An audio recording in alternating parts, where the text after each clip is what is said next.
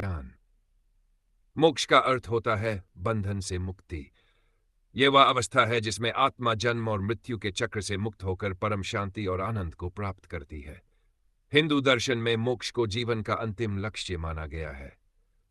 भगवद गीता में भगवान श्री कृष्ण ने अर्जुन को कर्म, जप, भक्ति और योग के माध्यम से मोक्ष प्राप्ति का मार्ग समझाया है। मोक्ष का अर्थ और महत्व। श्री कृष्ण के अनुसार मोक्ष आत्मा की उस अवस्था को दर्शाता है जहां व्यक्ति माया, अज्ञान, कर्मों के बंधन और संसार के मोह से मुक्त हो जाता है। यह केवल शारीरिक मृत्यु से परे आत्मिक मुक्ति है। यह आत्मा का परमात्मा ईश्वर से एकाकार होने की अवस्था है।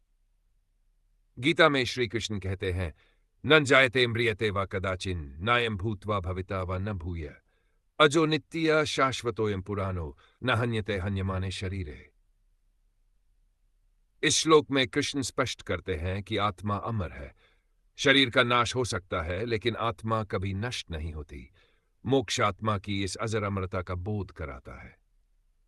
मोक्ष प्राप्ति के मार्ग। श्री कृष्ण का गीता ज्ञान। भगवद गीता में श्री कृष्ण ने मोक्ष के 4 मुख्य मार्गों का वर्णन किया है। ए, कर्म योग, निष्काम कर्म का मार्ग। श्री कृष्ण ने अर्जुन को बताया कि कर्म करना मनुष्य का धर्म है, लेकिन फल की आसक्ति से मुक्त होकर कर्म करना मोक्ष की ओर ले जाता है। कर्मण्येवाधिकारस्ते मा फलेषु कदाचन। इस श्लोक का अर्थ है कि व्यक्ति को केवल अपने कर्तव्य का पालन करना चाहिए, लेकिन फल की चिंता नहीं करनी चाहिए।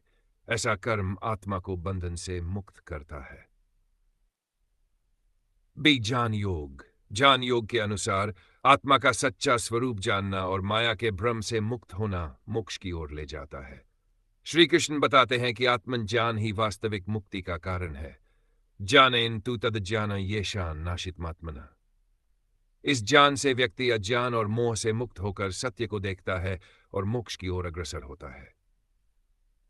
भक्ति योग। श्री कृष्ण का कहना है कि संपूर्ण समर्पण और प्रेम के साथ ईश्वर की भक्ति करना मोक्ष की प्राप्ति का सरल मार्ग है। सर्वधर्मान परित्यज्य मामेकं शरणं व्रज। इस श्लोक में कृष्णन कहते हैं कि सभी धर्मों को त्याग कर केवल उनकी शरण में आ जाओ, वे सब पापों से मुक्त कर मोक्ष प्रदान करेंगे। ध्यान योग। ध्यान योग के माध्यम से व्यक्ति अपने चित्त को नियंत्रित कर आत्मा की शुद्धता और एकाग्रता प्राप्त करता है।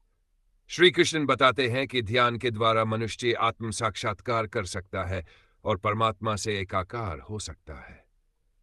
यतो यतो निश्चरति मनश्चंचलमस्थिरम् ततो ततो नियम्य तदात्मन्येव वशन्नयेत्। इसका अर्थ है कि जब जब